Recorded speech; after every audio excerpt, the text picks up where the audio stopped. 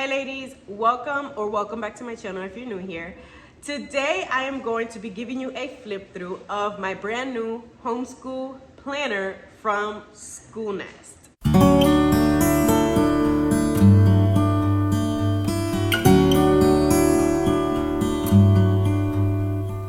So before I actually show you guys the planner, I do want to give you a brief explanation as to why I ended up switching planners. You guys know I have been raving about the plum paper homeschool planner, which I still absolutely love. I still do use plum paper for my everyday homemaking planner, and I'm possibly going to be purchasing another planner from them for ministry purposes. But I decided to switch it up because even though I absolutely love plum paper, there was, I want to say 1.5, okay, pet peeves that I had. Number one was the fact that I was spending about $100 a year on planners, and it is a lot of money. I don't use my homeschool, well, I use the homeschool planner regularly because obviously I homeschool Monday through Friday, but there were just a lot of sections in the planner that I really did not use. I personally never did add anything extra except for the checklist. The checklist section was the only thing I ever added. And to be honest, I ended up starting to use it and I never finished it because it was just so much writing that I had to do to get the pages that I wanted from the checklist section. The homeschool section that comes with the plum paper homeschool planner, I really did not use at all, like at all. The way that I tracked my attendance was using the year at a glance calendar. That's how I did it last year. But that homeschool section, I never touched it. And so I decided that instead of spending the $55 on my plum paper homeschool planner, I would try to find something that was similar to that plum paper planner because I absolutely love it. But I also wanted to save some money because now this year we have 2 kids that are actually being homeschooled, and then my preschooler, but I still buy him activities for preschool. So not only was I buying more things because now I have 2 kids that are actively homeschooling versus 1, but we're also doing some kind of like renovation in our house. Not really renovation, but we've been painting. If you follow me on Instagram, you know that we're painting. Our house was gray. Now you see it's kind of like a yellowish beige.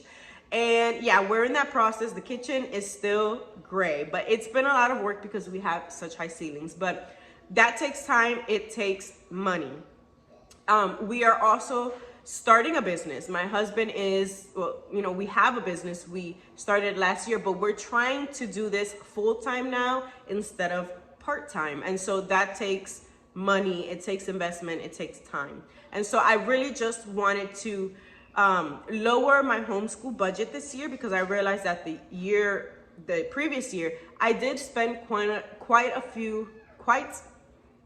I spent a lot of money, okay?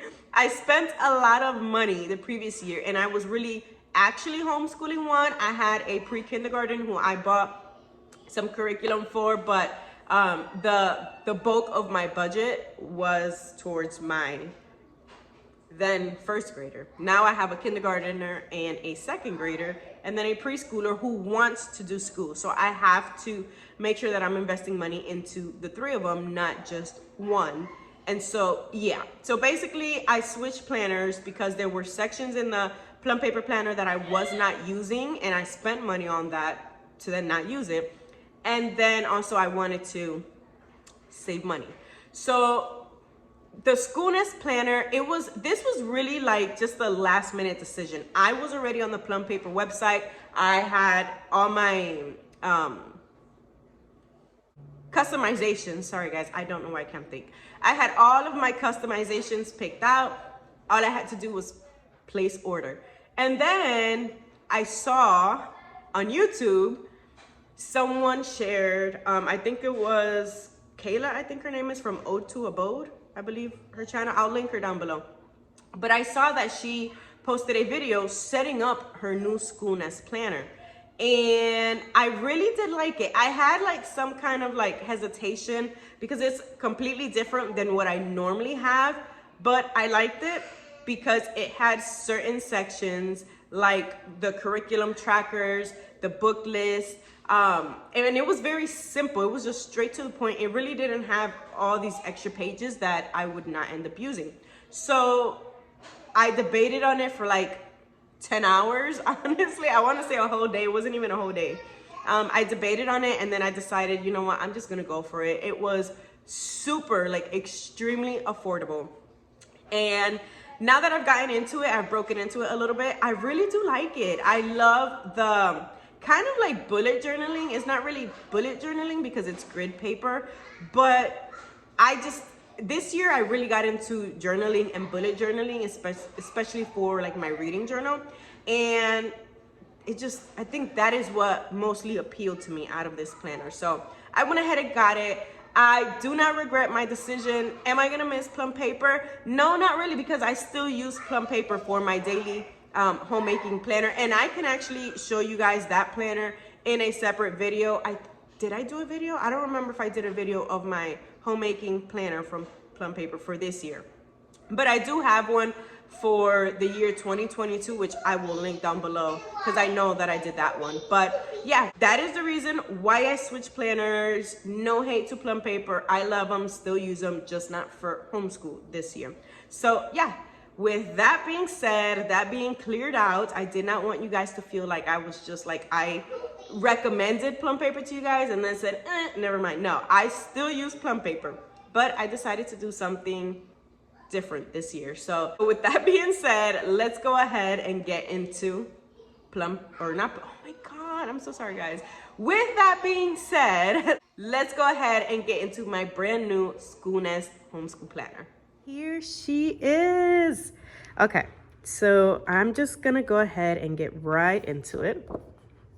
I love this. I love the fact that you can color if you want to color it, and if not, just leave it as it is. But it's beautiful. It's beautiful. So this is the first page. We have what the planner includes. So you have blank grid pages, 1-year calendar overview, field trips, and so on. I'm not going to read all of that, but I am breaking into this planner today because I just started planning or trying to figure out how I'm going to use it. So I'm gonna try to make it stay open. So we have this blank page. I guess you can just write like the school year and the name of your homeschool. That's what I plan on doing for this page. That's what I've done with all of my other bullet journals, is I'll put the year and then whatever it is that I'm using that journal for. So that's what I'm gonna do. Then we have 2 more pages that you can just title. I don't know if you can notice right here, there is this blank box that you can write whatever it is that you want to title that page. So I'm not sure what I'm going to use these pages for, but I did get an idea that I saw from, I believe it was One Caffeinated Mama, I believe. I will link her channel down below. I don't know if I'm remembering her YouTube name correctly, but she had pictures in her planner. So what I'm thinking of doing with these 2 pages is just fill it up with pictures throughout our school year. I would say like the most meaningful pictures for the school year. So I think that's what I'm gonna do here, not sure yet. Then we move on to this page where we have calendar and field trips, and you can just enter all the dates for each month. Same thing on this page. I don't know how I'm gonna use this. I don't think I'm gonna do like write out the actual like dates for each side. I think what I'm gonna do instead is write the month and like any activities that we might want to focus on. Or for example, like December, it would be Christmas. So what kind of things do I want to focus on for the month of December? I think that's what I'm going to use this for, because we already have an attendance paper or page.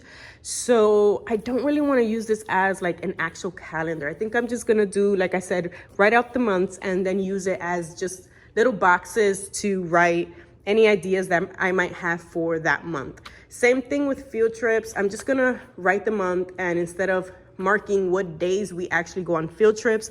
I'm just gonna write out what field trips we went on that month. And then like on one side, I can put like the date and then write the field trip. Here we have another blank page that you can do with it as you want.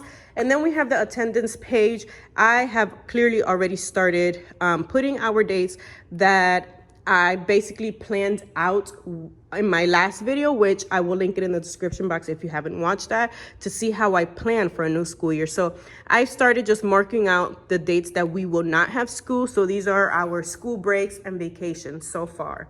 I think I really like this. It's super simple. And then each day, all I have to do is like color it in if I want to color it in. I'm not sure how I'm going to use it just yet, but I know these black boxes will be our vacations or breaks.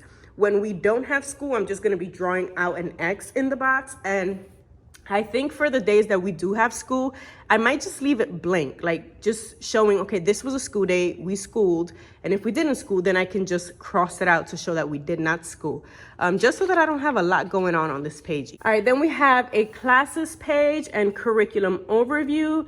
Not sure how I'm gonna use these pages yet, but they seem very helpful. This one, classes, I don't know. I really don't know. I'm trying to figure out how I'm going to incorporate that page into the planner, because we don't really take any classes outside of our homeschool. We have a homeschool co-op, but it's more of a field trip type of co-op. We don't really do any type of classes, academic activities. So yeah, so there's these pages. And then we have a couple of curriculum overview pages. So we have 1-2 pages front and back, and you can just I guess you can write your child's name at the top and then whatever curriculum that they will be using, or their subjects like English and all the curriculum that they'll be using for English. Yeah.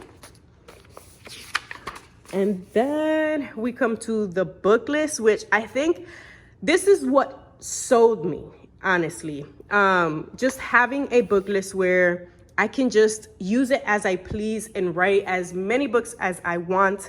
What I plan on doing here is using at least maybe this page as a guide to the read alouds that we will be having in our school year. So we will be doing literature unit studies this year. So I think on this side, I might put like the literature, the books that we're going to be studying, and then the units where I got them from, or if I created them myself. And it has what, 1, 2, 3 more full pages of book lists. I don't know what else I'm going to write. Maybe I can track all the books we read, but I don't think that these 3 pages would be enough, but I don't know. We will see. Okay, then we have the curriculum progress pages. I really like these because when I had my plum paper planner, I added a section which was a completely extra charge. It was like $3 or $4 to add a section kind of similar to this, but it was all checklists, and I had to write out all of these numbers multiple times for multiple curriculums. So I really do appreciate that this planner already has that. I just have to write the name of the curriculum and then fill it in as we go. But I think this is a good way to see where you're at in your curriculum. So we go from there, and then we end up in the monthly pages. This is a little bit different for me because all of the monthly pages are like in the beginning, and then we have the weekly pages down in the back, which I don't mind at all because I don't really look at the monthly spread every single day. But it's a little bit of an adjustment for me, and I'm okay with that. I'm okay with it. But this is what it looks like. It's a 2-page spread, and then you have a section here for notes, and then you'll just have to write out the month there at the top. After that, you have month in review, and you have 2 pages where you can just, I guess, reflect back on that month. What I plan on doing on these pages is also to put pictures. I really, really love that idea of putting pictures of like different projects or activities or field trips that we went on to show, hey, this is, you know, a memory that we had, and not have to scroll through a camera photo album, a phone's photo album to find those pictures, or if you post them on social media, have to go through social media to find those pictures. So I really like these 2 pages in the monthly spreads. And then we have, I believe it's 12 of these. Okay. So I want to skip because these are all pretty much the same. Okay, so here's the last month in review page. Then we go into weekly overview, and this is where we get into the weekly pages. So we have a weekly overview where I guess you can kind of like brainstorm or write any notes that you would want to write down for that week. We have weekly goals and notes, which I really like because I can use this as a to-do list to write the things that I need to do and then check them off as I get them done. And then we have a schedule. I have never really had a schedule for homeschool, but I think what I'm going to do is use this to just write down any doctor's appointments that we might have in the middle of a school day, field trips, or just anything that we might have to do on a specific day. Other than that, I don't really think we will be using this section, but it's good to have. Like I said, if I have, a co-op activity or an appointment or something for that week, then I can write it down and it's very accessible instead of me having to go into my homemaking planner to check to see, okay, what do we got to get done today? I can write those things here. So I think that's very useful.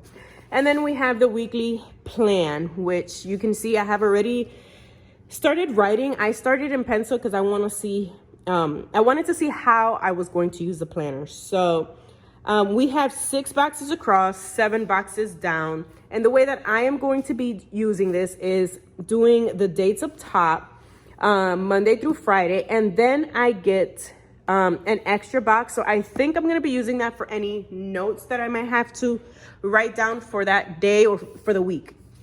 And then on this side, I am going to have a box for each of my kids. Then we have a box for Bible, a box for history and science combined. The reason that I'm doing that is because we don't do history every single day. We don't do science every day. We're going to have a completely different schedule this school year, and I will talk about that in a separate video. But history and science are pretty much going to be a loop subject. So I figured instead of having a bunch of empty boxes every single week, I'd rather just have a box where I can share the same information and just swap subjects or information that I'm writing in here on a weekly basis. So that's going to be a loop schedule. Then we have a box for electives, and then literature, which is going to be all of our literature unit studies. So actually, and not only that, it's also going to be information I put like on our just other read alouds, what pages we read, and so on. So yeah, that's I think how I'm gonna set up my weekly plan. I really do like how it looks, and I think it's gonna flow very good. So I might keep it like that. And then we have, I believe it's 52 of these. So it just keeps going for 52 weeks.